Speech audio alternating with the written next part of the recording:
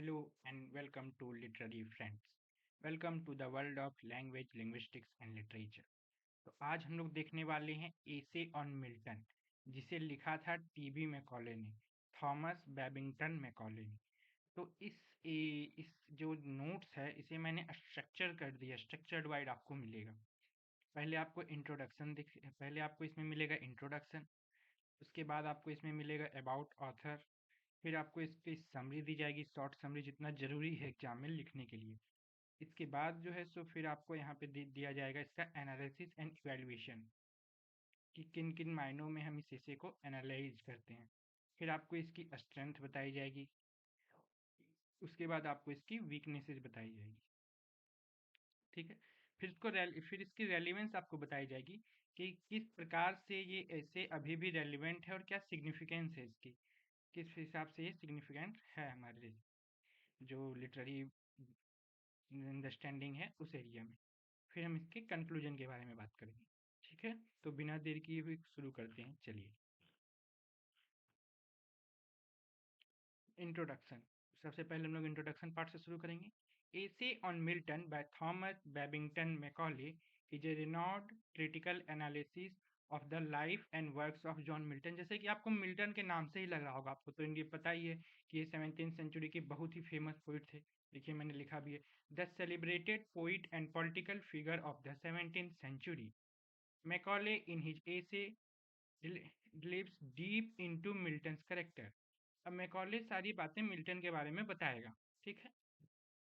His writing, his impact on literature and society, everything जो है इसके बारे में है वो हमें इसमें देखने को मिल जाएगी।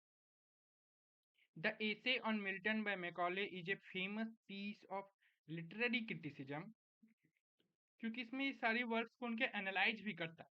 तो पर्टिकुलर स्टडी कर रहा है एक टेक्स्ट के बारे में, एक ऑथर के बारे में, इसलिए ये लिटरेरी क्रिटिसिज्म का भी वर्क हो गया। That was published in Edinburgh review.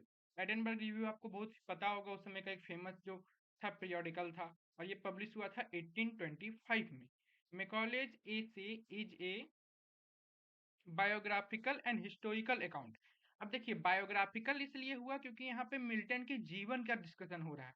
उसका जीवन में वो कैसा था, मतलब एज ए पर्सन कैसा था, एज ए राइटर कैसा था, एज ए पोइट कैसा था, एज ए पॉलिटिकल जो एक्टिविस्ट था वो कैसा था, तो वो सारी चीजें इसमें डिस्कस हो रही है। और हिस्टोरिकल अकाउंट इसलिए क्योंकि जब आप किसी पर्सन के लाइफ डिस्कस करते हैं तो आप उस टाइम स्पेन में जिसमें वो जीता है उसके बारे में भी आप लोग बात करते हैं। तो इसलिए बायोग्राफिकल भी और हिस्टोरिकल अकाउंट भी। Of the life and works of John Milton, the 17th century English poet and author of Paradise Lost। तो आप लोगों ने ये वर्क जरूर पढ़ा होगा, आपके सिलेबस में तो ये होगा ही होगा, क्योंकि ये मिल्टन की बहुत ही फेमस वर्क है। अगर इंग्लिश में बात किया जाए कि इंग्लिश में लिखा हुआ कोई एक एपिक जो बहुत ही फेमस है तो वो है Paradise Lost. Macaulay praises Milton genius and character. तो मैकॉले जो है सो मिल्टन का जीनियस को भी प्रेज करता है और उसके कैरेक्टर को भी प्रेज करता है, while also comparing him with great poets such as डांटे। अब देखिए इसको किसके किसके साथ कंपेयर किया जाता है। सबसे पहले इसको कंपेयर करता है डांटे के साथ। डांटे आप लोगों को पता होगा, बहुत ही फेमस इटालियन पोइट था जिसने डिवाइन कॉमेडी लिखी है। शेक्सपियर का तो नाम आप लोगों ने सबने सुना होगा। फिर है होमर, होमर ने इलियड लिखा है। He also discusses the political and religious context of Milton's time. तो उस समय का जो पॉलिटिकल और रिलीजियस कॉन्टेक्स्ट है, मैंने बोला ना जब किसी एक व्यक्ति के आप जीवन के बारे में सारी चीज डिस्कस करना चाहते हो तो उसमें सारी की सारी चीजें आ जाएगी। ठीक है, वो एज अ पर्सन कैसा था, क्या क्या लिखता था, उसका पॉलिटिकल व्यू क्या था, ये सारी चीजें भी इसमें आपको देखने को मिलेंगी। तो अब हम लोग थोड़ा सा जान लेते हैं ऑथर के बारे में, यानी कि ये मैकॉले के बारे में। ये वही मैकॉले है जिसने मिनट ऑन इंडियन एजुकेशन लाया था 1835 में। ठीक है। तो Thomas Babington Macaulay often referred as TB Macaulay, short नाम है इसका। थॉमस और बेबिंगटन को शॉर्ट करके टीबी कर दिया गया। Was a prominent British historian, politician and atheist of the 19th century who was born in 1800. Macaulay made a significant contribution to literature, history and politics during his lifetime. तो इस सब चीज़ों के लिए वो जाना जाता था, किसके लिए? लिटरेचर के लिए, हिस्ट्री के लिए और पॉलिटिकल राइटिंग्स के लिए। ठीक है। Macaulay was renowned for his eloquent prose and literary skills. तो वो अपने एलोक्वेंट प्रोच और लिटरेरी स्किल्स के लिए उसे जाना जाता था। His famous essay, particularly his critical and historical writing, were highly influential। उसकी जो एसे और हिस्टोरिकल राइटिंग थी वो बहुत ज़्यादा इन्फ्लुएंशियल थी। हिज मोस्ट फेमस वर्क, अब उसके मोस्ट फेमस वर्क क्या है इसके अलावा, एशियन मिल्टन के अलावा? The history of England from accession of James second remains a monumental contribution to historical literature, known for its vivid narrative style and comprehensive analysis of British history। तो इन चीज़ों के लिए इसे जाना जाता था। Macaulay played a crucial role in shaping educational policy, देखिए यहाँ लिखा हुआ educational policies in India during his tenure as the first law member of the Governor General's Council। तो इसके first law member governor general council का इसने जो design किया मिनट ऑन एजुकेशन, उसके कारण इसे इंडियन एजुकेशन के फील्ड में हमेशा इसे याद किया जाता है। ठीक है। अब क्या अच्छा किया नहीं किया ये तो एक डिबेट की बात है, लेकिन इसका एक इम्पोर्टेंट योगदान रहा है, वो हम लोग चीजें यहाँ पे देखते हैं। अब हम लोग चलते हैं इसकी समरी की ओर। ठीक है। तो Macaulay opens by highlighting John Milton significance as a poet. अब ये ऐसे को कैसे ओपन कर रहा है? मिल्टन का सिग्निफिकेंस को हाईलाइट करते हुए as a poet, political figure and intellectual of the 17th century, और 17th सेंचुरी के इंटेलेक्चुअल के रूप में। He sets the stage for subsequent examination of Milton's life, work and impact on society and literature। इसके साथ ही साथ वो क्या कर रहा है? मिल्टन का लाइफ, उसका work and impact on society and literature, ये सारी चीजें भी वो देख रहे हैं। Milton essay is divided into sections. अब मिल्टन के ऐसे को इन्होंने सेक्शन में डिवाइड करके रखा है। शुरू करता है beginning with an introduction where he outlines Milton significance and proceed to examine Milton life. सबसे पहले तो वो मिल्टन की सिग्निफिकेंस बताता है। जैसे कोई भी हम लोग ऐसे लिखते हैं अगर किसी व्यक्ति के बारे में, तो पहले हम लोग को ये बताते हैं कि उसका क्या क्या सिग्निफिकेंस रहा है। उसके बाद फिर हम लोग क्या बताते हैं? उसके बाद उसका लाइफ के बारे में बताते हैं। फिर उसके वर्क्स के बारे में बताते हैं, तो यहाँ पोइट्री के बारे में बताया गया। फिर देखते हैं कि वो और किन चीज़ों में इन्वॉल्व रहा है। तो वो यहाँ पे पॉलिटिकल इन्वॉल्वमेंट था उसका, तो हम लोग उसकी पॉलिटिकल इन्वॉल्वमेंट को डिस्कस करते हैं। अब उसके बाद फिर क्या है देखिए, he praises Milton poetic genius and his contribution. वो मिल्टन का पोइटिक जीनियस कि वो इतना अच्छा से पोइट्री जो करता था, और उसका कंट्रीब्यूशन क्या क्या उसने कंट्रीब्यूट किया, जैसे कि पैराडाइज लॉस्ट, पैराडाइज रीगेन, एरोपेजिटिका, ये सब बहुत ही फेमस वर्क है और जिसने इंग्लिश लिटरेचर के उस समय कंटेम्प्रेरी इंग्लिश लिटरेचर को शेप दिया है। Macaulay also discusses Milton political tract. अब मिल्टन जो है सो ये एक प्रोटेस्टेंट था, इसका किस पार्टी की ओर झुकाव था, वो सारी चीजें भी इसमें वो डिस्कस करता है। तो हम लोग इस पे बहुत ही मतलब मैंने इसे टू द पॉइंट बनाया है। अगर आप लोगों को इसमें के बारे में अधिक जानकारी चाहिए तो आप लोग इसके ओरिजिनल वर्क को आप पढ़ सकते हो, वो आपको इंटरनेट में इजिली अवेलेबल हो जाएगा। Highlighting their influence on the political landscape of his time. ठीक है। तो वही सारी चीजें कि पॉलिटिकल है तो उसका क्या पॉलिटिकल इन्फ्लुएंस है, किस पे जो है सो किस पार्टी को सपोर्ट करता था वगैरह वगैरह इसमें डिस्कस किया गया है। Milton essay, sorry, Macaulay's essay on Milton is divided into 4 parts. जैसे कि मैंने बताया कि ये 4 पार्ट में डिवाइडेड है। तो अब देखिए चलिए इसके पार्ट वाइज समरी देखते हैं। तो first part introduces Milton and his works. तो इसमें मिल्टन का इंट्रोड्यूसर होता है और उसका वर्क का होता है introduction, and provides a brief overview of his life, और उसके लाइफ के बारे में छोटी सी जानकारी हमें देखने को मिलती है, एंड अचीवमेंट। ठीक है। Macaulay describes Milton extra ordinary talent and learning. तो मैकाले जो है सो मिल्टन का extra ordinary talent, poetic talent जो उसके अंदर जो है, जो लिटरेचर को कंपोज करने की जो टैलेंट है उसके बारे में वो बात करता है, और उसकी लर्निंग के बारे में कि कितना उसने अधिक पढ़ रखा है, which enabled him to master various language. आप लोगों को पता होगा कि मिल्टन को बहुत सारी लैंग्वेजेस पता थी। ठीक है, वो अलग-अलग क्लासिकल लैंग्वेज जानता था, ग्रीक जानता था, इंग्लिश जानता था, रोमन जानता था, लैटिन जानता था, तो ये सब अलग-अलग चीज़ें उसे पता थी। आर्ट्स के बारे में, उसकी साइंस गैलीलियो के बारे में उसने लिख रखा है अपने एक वर्क में, उसका रेफरेंस दिया, तो वो इन सारी चीज़ों से फ़ैमिलियर था। तो इन चीज़ों को मैकॉले अपने एसे में डिस्कस करता है। And to produce works of unparalleled beauty. अब पैराडाइज लॉस्ट से सिंगल है, पैराडाइज लॉस्ट जो है तो सिंगल एग्जांपल है ऐसा वर्क का जो अभी तक प्रोड्यूस किया गया है English history of English literature में। ठीक है, तो ये आप लोग ध्यान रखिएगा। He also mentions some of the challenges and difficulties that Milton faced. अब इसके अलावा वो ये सब तो बातें कर ही रहा है उसकी लिटरेरी अचीवमेंट के बारे में, लेकिन साथ ही साथ देखिए कोई भी व्यक्ति का जीवन में सफलता असफलता दोनों आती है, सुख और दुख दोनों आता है, तो उसकी क्या क्या लाइफ में डिफिकल्टीज रही है वो भी डिस्कस करता है। तो आप लोगों को पता होगा कि मिल्टन लास्ट लास्ट में एक्सटेंसिव रीडिंग के कारण वो ब्लाइंड हो गया था।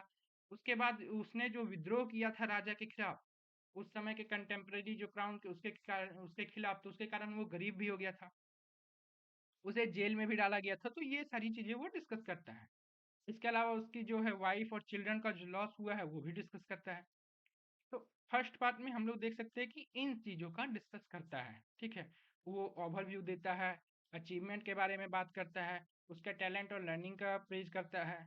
ठीक है, उसको ये बताता है कि मिल्टन को बहुत सारी वेरियस लैंग्वेज पता थी, आर्ट्स था, आर्ट्स की जानकारी थी, साइंस की जानकारी थी। इसके अलावा जो उसके जो चैलेंजेस और डिफिकल्टीज रहती है लाइफ में वो भी डिस्कस करता है। अब हम लोग आते हैं सेकेंड पार्ट पे। तो सेकेंड पार्ट यहाँ से यहाँ तक है। ठीक है, देखते हैं सेकेंड पार्ट में क्या क्या है हमारा। The second part focuses on Milton's moral and intellectual independence, which led him to defy the convention and authorities of his age and champion the causes of liberty. अब देखिए, इंटेलेक्चुअल इंडिपेंडेंस, आप लोगों को ये देखिए, ये वर्क है इसका एरोपेजिटिका। तो उस समय क्या हुआ था ना कि बैन लगा दिया गया था पब्लिशिंग पे। ठीक है, और जो भी वर्क पब्लिश होता था वो सेंसर होके जाता था, और उसे सेंसर करते थे क्राउन के लोग, जो उस समय के वहाँ जो क्राउन था उसके लोग। तो उसी समय जो फ्रीडम ऑफ स्पीच के अगेंस्ट जो कर सकते हैं, उसके बारे में ये सेकेंड पार्ट आपका बात करता है। देखिए आगे वही लिखा है, defy the convention and authorities of his age to champion the cause of liberty. उस समय का जो लिबर्टी का जो जो काउज है लिबर्टी का, उसके बारे में ये बात करता है।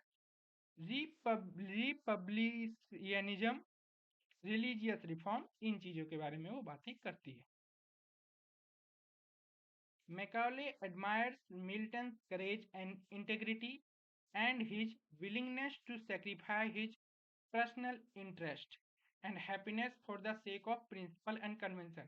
उसने देखिए, आप लोगों को मैंने अभी बताया कि वो जेल में भी रहा, उसे गरीबी भी हो गई, लेकिन उसने अपने जो सिद्धांत है, जो उसके प्रिंसिपल्स है, उससे कभी समझौता नहीं किया। तो इस चीज की प्रशंसा करता है Macaulay. He also analyzes Milton's political and religious view and how they are reflected in his writings. इसके अलावा जो मिल्टन की जो पॉलिटिकल और रिलीजियस व्यू रहती है, उसके बारे में भी ये बात करता है, और वो कैसे रिफ्लेक्ट होता है उसके वर्क में, कैसे अफेक्ट करता है उसके वर्क को। अब देखिए उसी का एग्जाम्पल्स यहाँ पे कुछ दिया गया है। सबसे पहला है एरोपेजिटिका, फिर है the tenure of the kings and magistrates and the ready and easy way to establish a free commonwealth. तो उस समय तक तो आप लोगों को पता होगा कि 17th सेंचुरी के शुरू से ही, फर्स्ट हाफ से ही ये जो है ब्रिटिशर्स अलग अलग पार्ट में जा करके अपनी कॉलोनीज बनाने लगे थे। तो उन्हीं चीज़ों को रखता था कॉमनवेल्थ में, और वो बोलता था कि कॉमनवेल्थ को भी फ्री कर देना चाहिए। फिर हम आते हैं इसके नेक्स्ट पार्ट पे, जो है third part. Third part discusses Milton's epic poem paradise lost. ये वर्क आप लोगों ने सभी ने शायद पढ़ा होगा, अगर नहीं पढ़ा होगा तो सुना तो जरूर होगा। ठीक है, which is considered one of the greatest achievement of human imagination and which depicts the fall। अच्छा, ये वर्क किसके बारे में वो भी थोड़ा सा बताता है। which depicts the fall of man and the war between heaven and hell। तो ये जो एडम्स एप्पल की वाली स्टोरी आपने सुनी है ना कि एडम ने एप्पल खा लिया तो उसे फिर वहां से निकाल दिया गया, तो उन चीजों के बारे में डिस्कस होता है, उन चीजों के बारे में ये कहानी है Paradise Lost. Macaulay praises Milton's creativity and inventive powers and his ability to combine classical and biblical references. अब देखिए उन्होंने क्या किया, ये सारी क्लासिकल चीज है, क्रिश्चियनिटी में ये चीजें बहुत ही क्लासिकल है, ठीक है, कि एडम और ईव की स्टोरीज में क्लासिकल है। तो क्लासिकल चीज के बारे में और बिब्लिकल रेफरेंस को लेकर के कैसे एलेगरी और सिंबोलिज्म और सबलाइम और ग्रेटेस्की इमेजरी यूज करके एक अच्छा खासा उन्होंने वर्क जनरेट किया, आर्ट या वर्क ऑफ आर्ट जनरेट किया, लिटरेचर जनरेट किया। इसीलिए मिल्टन को इसने किससे कंपेयर किया है, दांते से, जिसने लिखी है डिवाइन कॉमेडी। शेक्सपियर जो कि बहुत ही फेमस ड्रामेटिस्ट थे, आप लोगों को पता होगा, इसके इनके नाम से पूरा एज चलता है, शेक्सपियरियन एज। देन हमारे आते हैं होमर, जिन्होंने इलियाड लिखा है। फिर हम आते हैं फोर्थ पार्ट पे। Fourth part conclude the essay by summarising Milton's influence and legacy. अब देखिए एज यूजुअल लास्ट में क्या होता है कि हम लोग समराइज करते हैं कि एक आदमी का लेगेसी क्या था, वो क्या अलग अलग चीजों के बारे में क्या इम्पैक्ट छोड़ के गया है सोसाइटी में, आगे आने वाले जनरेशन में। तो वही देखिए संजय जन क्या है, which have inspired his influence and legacy which have inspired generations of writers, thinkers and activist. जैसे उसने राइटर्स के पूरे जनरेशन इंस्पायर किए हैं, ठीक है। कई कई सारी वर्क जो है सो पैराडाइज लॉस्ट के मॉडल पे लिखी गई है, उससे इंस्पायर होकर लिखी गई, और अलग अलग विंटन के वर्क जो लिखे गए हैं उनसे इंस्पायर होकर के लोगों ने काफी सारे वर्क लिखे हैं।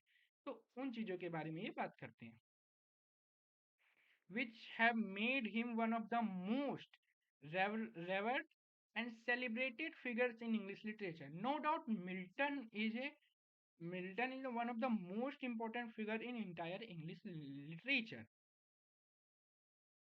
Macaulay asserts that Milton was a man of whom England is justly proud.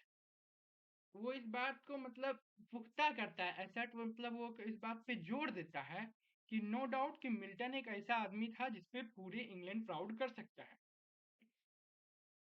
For in him were united at a time when it was most needed, and spirit of ancient Greece, the spirit of Christian church and the spirit of chivalry।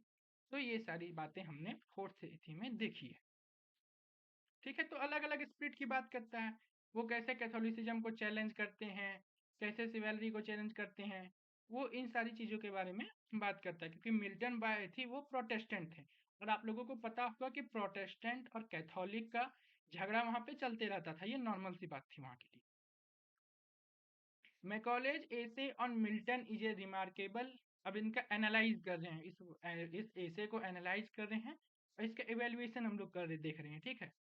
तो चलिए देखते हैं। Macaulay's essay on Milton is a remarkable example of literary criticism। ठीक है, criticism क्यों है वो मैंने बताया, क्योंकि ये मतलब एक पर्सन के लाइफ को, उसके वर्क्स को डिस्कस कर रहा है, तो इसलिए एक क्रिटिकल वर्क हो गया, ठीक है। विच कंबाइंस बायोग्राफिकल, बायोग्राफिकल कैसे वो भी मैंने बताया, हिस्टोरिकल वो भी मैंने बताया। अब है एस्थेटिक। एस्थेटिक मतलब होता है सौंदर्य।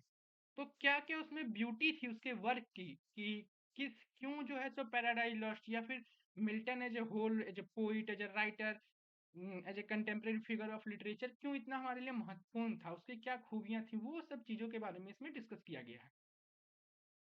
And which demonstrate Macaulay's wisdom, eloquence and enthusiasm. जो कि डेमोन्स्ट्रेट करता है मैकॉले का विजडम, कि मैकॉले क्या कितना उसका जो नॉलेज है वो डिस्कस करता है। एलोक्वेंस, एलोक्वेंस मतलब कितना अच्छा तरीके से उसने लिखा है ताकि ये बातें लोगों को समझ में आ जाए।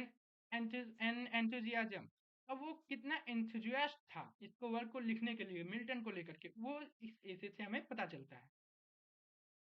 The essay is rich in information, rich है, नो डाउट ये रिच है क्योंकि इसमें बहुत सारी इंफॉर्मेशन दी गई है मिल्टन के बारे में, insight and the opinions and it offers comprehensive and balanced assessment of Milton and his work. तो ये मिल्टन और उसके वर्क का जो है सो बैलेंस असेसमेंट करता है, एकदम बैलेंस्ड है, ना एक इधर ना एक उधर। ठीक है, फिर हम लोग इसमें देखते हैं Macaulay's essay is also notable for its style and tone. तो ये स्टाइल एंड टोन के लिए भी जाना जाता है। ठीक है, which are lively engaging and persuasive, जो कि बहुत ही ज्यादा इंगेजिंग और परसुएसिव मतलब आसानी से समझने वाला, रिकनेक्ट करने वाला है। ठीक है, विच कन्वेज मैकॉलेज एडमिरेशन एंड रिस्पेक्ट। अच्छा, जब इतनी सारी चीजें वो बता रहा है तो नो डाउट ये रिस्पेक्ट करता होगा मिल्टन के, तो वही चीजें मैंने यहाँ पे लिखी है। As well as his passion and conviction for the topics he discusses, और कितनी अच्छे से वो टॉपिक को डिस्कस करता है। अब इसके बाद हम लोग इसके स्ट्रेंथ और वीकनेस को देखेंगे। ठीक है, तो पहले स्ट्रेंथ पे आते हैं। तो आप अगर जैसे कि अगर आपको ये थोड़ा सा और अच्छा से लिखना होगा तो आप ऐसे लिख सकते हैं, these are the strength of the essay on Milton written by Macaulay. आप ये चीज यहाँ पे डाल सकते हैं यहाँ पर। ठीक है, उसके बाद आप पॉइंट वाइज, मैंने पॉइंट वाइज इसलिए बना दिया क्योंकि ये आप लोगों को याद करने में और समझने में आसानी होगी, इसलिए मैंने पॉइंट वाइज करके लिखा है, एक दो करके। ठीक है, तो चलिए देखते हैं। It provides a clear and coherent structure. तो क्लियर और कोहेरेंट स्ट्रक्चर है, with an introduction, a body and conclusion. इस हिसाब से इसका एसे जो है सो स्ट्रक्चर्ड है, एसे ऑन मिल्टन। नेक्स्ट हम लोग देखते हैं, it uses various sources of evidence. अब इन चीजों के बारे में अगर कोई आप किसी पर्सन के बारे में, किसी पर्सनैलिटी के बारे में, किसी फिगर के बारे में बता रहे हैं तो आपको वेरियस सोर्स से आपको एविडेंस जुगाड़ना होगा, तब आप उस बेसिस पे ये कंक्लूजन पे आ सकते हैं, उसके बेसिस पे आप बायोग्राफी के लिए लिख सकते हैं। उस बारे में इन्होंने यहाँ पे बातें की है, रखी है। वो सारी बातें क्या क्या है तो हम देखते हैं। सबसे पहले quotation, examples, comparison and references. तो इन सब चीजों को इन सारी चीजों को एविडेंस बना के इन्होंने मैकॉले ने इस एसे को लिखा है, जो कि सपोर्ट करता है, क्या सपोर्ट करता है, उसके क्लेम्स को और उसके इलस्ट्रेट पॉइंट्स एंड थीम, जो वो पॉइंट और थीम को डिस्कस करता है, इलस्ट्रेट करता है उसको। ठीक है, नेक्स्ट है हमारा थर्ड पॉइंट जो है इसका स्ट्रेंथ वाले में, it uses various techniques such as rhetorical question, contrast, analogies, and metaphors to enhance the expression and impact of ideas and sentiment। ये सारी चीजें जो है सो कोई भी एक अच्छे ऐसे लिखी जाती है तो उसमें यूज की हुई रहती है, तो इसमें भी यूज की हुई है। नेक्स्ट देखते हैं हम लोग, it uses a variety of vocabulary, syntax and punctuation to create smooth and elegant flow of language। अब देखिए elegant flow of language ये बहुत जरूरी रहता है। अगर आप कोई वर्क पढ़ रहे हैं और आपको कुछ उसमें वोकेबलरी समझ में नहीं है, सिंटेक्स समझ में नहीं है, या पंचुएशन इधर उधर दे दिया जाए तो पूरा मीनिंग क्या होगा, चेंज हो जाएगा, अल्टर हो जाएगा।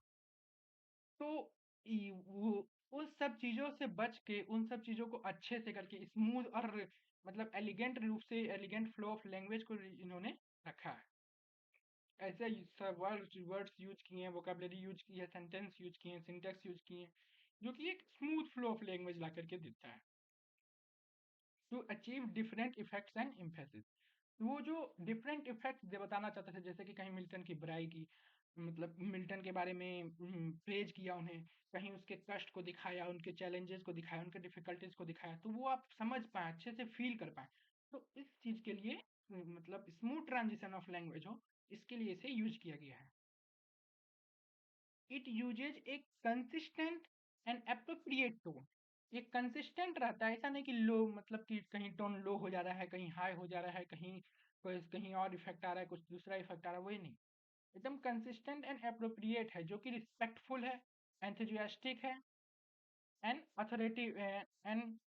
अथॉरिटेटिव है। ठीक है, कि मतलब एक अथॉरिटी के साथ कि हाँ मैंने प्रॉपर रिसर्च की है तब मैं मिल्टन के बारे में ये सारी बातें कर रहा हूँ। which appeals to the audience's region, emotion and imagination। जो कि ऑडियंस के रीजन, इमोशन और इमेजिनेशन को अपील करता है, उसे इवोक करता है। ठीक है, तो ये 5 पॉइंट्स में मैंने आपको इसकी बताई स्ट्रेंथ। अब कोई भी एक मतलब वो कोई भी वर्क ऐसा तो होता नहीं जिसमें सिर्फ और सिर्फ खूबी ही हो, खामी ना हो। तो चलिए खामी भी देख लेते हैं। तो खामी भी है, इट में कंटेन सम फैक्चुअल एरर्स। पहला तो है कि फैक्चुअल एरर कर सकता है, inaccuracies such as date of Milton death. तो सबसे पहला इनएक्यूरेसी क्या है कि मिल्टन के डेथ के बारे में इन्होंने बताया। नंबर ऑफ हिज चिल्ड्रन, उसे कितने बच्चे थे इसके बारे में इसने गलत बताया है। Details of his travels and education, कहाँ उसने ट्रेवल किया नहीं किया इसके बारे में भी गलत जानकारियाँ दी हैं। ठीक है, इसके अलावा सेकंड है, इट में reflect some of Macaulay's personal biases and prejudice. तो यहाँ पे कुछ कुछ ऑथर का जो पर्सनल बायस है और प्रिजुडियस है कि किस चीज़ों के बारे में, such as his admiration for the classical and modern. जो उसकी एडमिरेशन है क्लासिकल और ये सारी उसके बताया है कि क्या क्या बायस है, वो सारी इसमें यहाँ पे डिस्कस की गई है। क्लासिकल एंड मॉडर्न के लिए वो बायस्ड था। हिज डिस्डेन फॉर मिडिएवल, जो कि वो मिडिएवल एंड ओरिएंटल लोगों को पसंद नहीं करता था। यहाँ भी आकर करके पता होगा कि उसने क्या कहा था कि टेस्ट में होना चाहिए इंडियन, मतलब इंग्लिश, और बाकी ब्लड में हो कैसा भी चलेगा। ठीक है, तो ऐसी ऐसी बातें वे करता था, वो ओरिएंट लोगों को पसंद नहीं करता था। और his preference for the Protestant and Republican, तो प्रोटेस्ट और कैथोलिक रिलीजन का जो सेक्ट है क्रिश्चियनिटी में, तो उसके बारे में ये क्या था कि प्रोटेस्टेंट को प्रेफरेंस देता था। ठीक है, और रिपब्लिकन को, देखिए रिपब्लिकन का भी ऐसा नहीं है कि अगर लोकतंत्र है तो सारी चीजें वहाँ अच्छी ही होगी। अराजकता भी हो सकता है, भ्रष्टाचार भी हो सकता है, और उसके एग्जाम्पल तो हम देख ही रहे हैं आजकल, हम लोग कॉमन लाइफ में उसके एग्जाम्पल हम लोग देख रहे हैं। लेकिन ऐसा भी नहीं है कि यहाँ इसके जगह पे हम लोगों को मतलब क्या बोलते हैं उसको डिक्टेटरशिप ले आना चाहिए, नहीं, जो है सो ठीक है, बट कुछ कमियां हैं वो उसके बारे में बताना चाह रहा हूँ। And his hostility for the Catholic and the royalist. अब उसकी जो हॉस्टैलिटी है कि वो क्यों नहीं पसंद करता है कैथोलिक लोगों को और रॉयलिस्ट लोगों को, इसके बारे में यहाँ पे बातें की गई है। इट में omit or neglect some important or relevant aspects of Milton and his works such as his early poems। तो इसने क्या किया, नेग्लेक्ट किया इसकी अर्ली पोएम्स को, सोनेट्स को, और उसके लेटर वर्क्स को, और उनके इन्फ्लुएंस क्या पड़ा था, उसका इन्फ्लुएंस लिटरेरी जॉनराज में, इन चीजों को उसने नेग्लेक्ट किया है।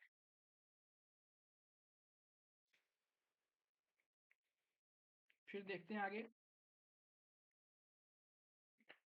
इट में एग्जैजरेट और overstate some of his qualities और achievement of Milton and his work such as his originality and सब्लिमिटी।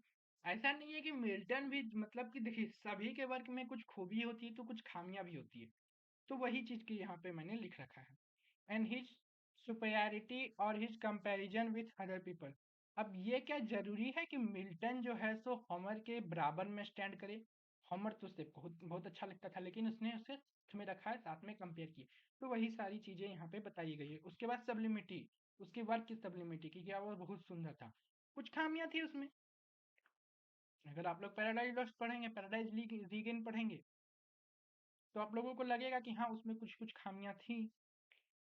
ठीक है, फिर हमारा नेक्स्ट जो पॉइंट है, it may be too long और too dense for some reader who may find it difficult to follow और comprehend the argument. अब क्या है, इसे बहुत लंबा हो जाने से हमें समझ में नहीं आता है, कुछ लोगों का स्टाइल एंड टोन समझ में नहीं आएगा। ठीक है, तो वो सारी चीजें यहाँ पे लिखी हुई हैं।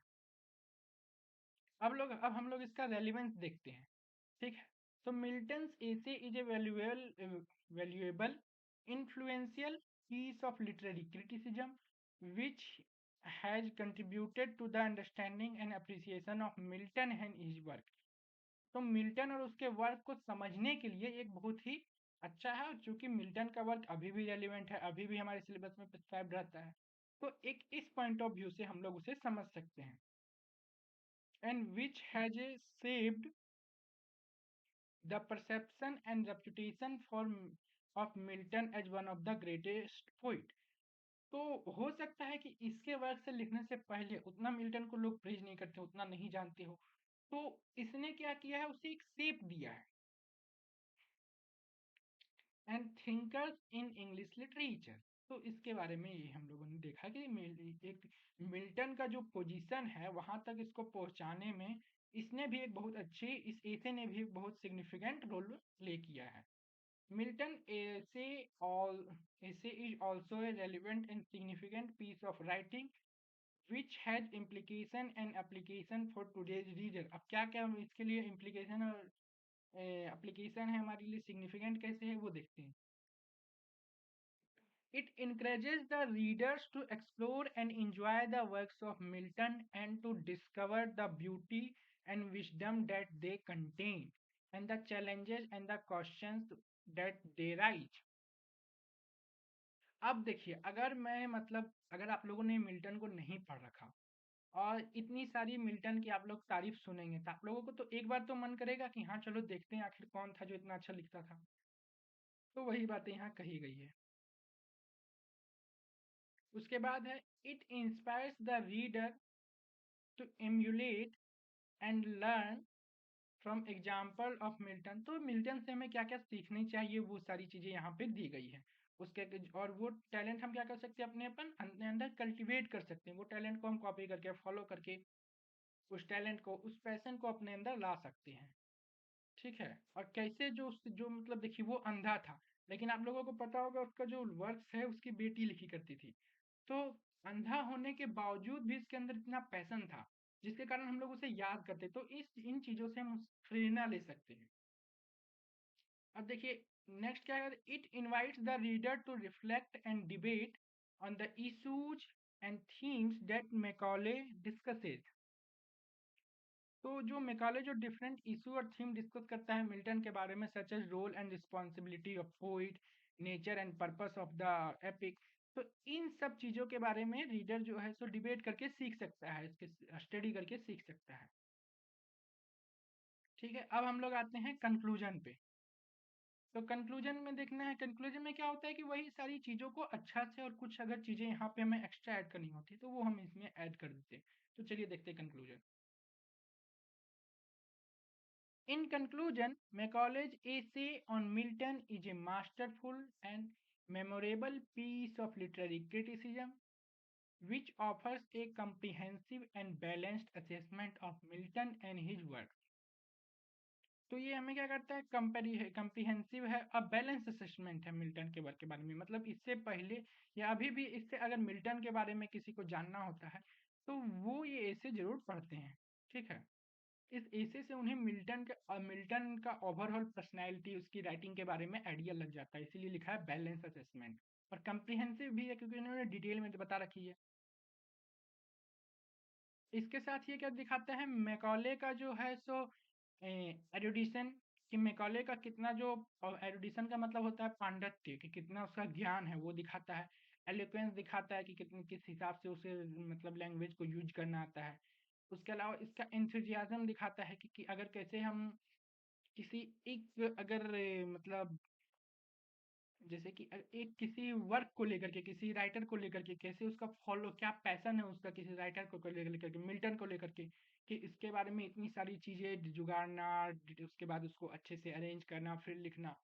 तो इसका जो है सो वो उमंग दिखाता है कि कितना उसके अंदर जो है सो प्रेरणा है अब अपने वर्क्स को कंप्लीट करने को, अपनी नॉलेज को लेकर के, अपनी जो डेडिकेटेड फील्ड ऑफ राइटिंग है उसको लेकर के।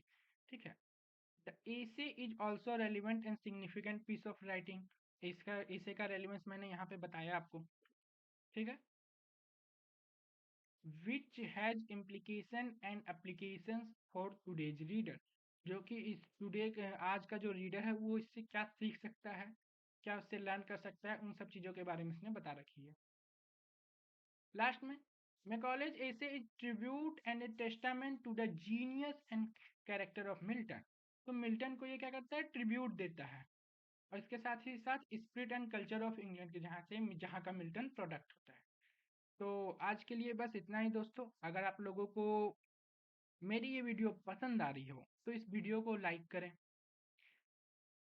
शेयर करें, इस वीडियो को अपने दोस्तों के साथ शेयर करें। बहुत जगह पे मतलब कि ये सिलेबस में आपका होगा और इस पे अभी तक मुझे नहीं लगता कि इंटरनेट पे आपको इससे अच्छी और वेल डिटेल्ड वीडियो आपको मिलेगी। तो अपने दोस्तों के साथ शेयर करें। ठीक है। बिकॉज़ शेयरिंग इज़ केयरिंग आपने सुन रखा होगा।